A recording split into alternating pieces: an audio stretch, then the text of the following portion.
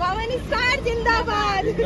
पवन भैया भैया ये खत्म होता है और पवन भैया का विजय निश्चित ही है।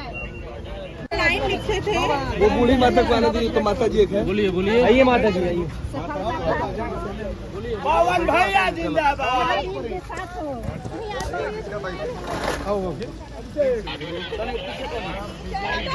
जनता सबके रउए के जीतावे के बाद सांसद बनावे के बाद पवन भैया की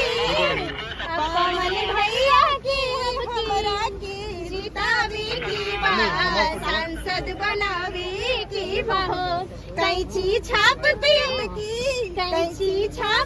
अब की मोहर सबके लगावे के बाद सांसद बनावे के बाद तारा काट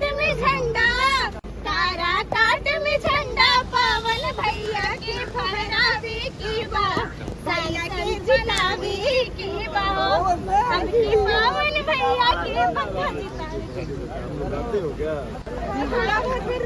डर रहे थोड़ा।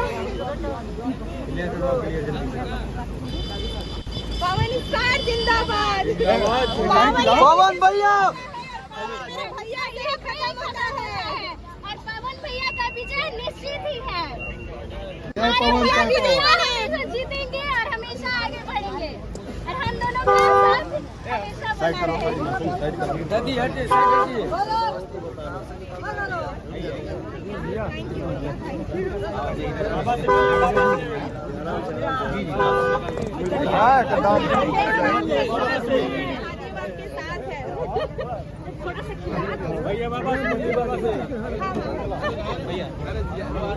बना चलिए।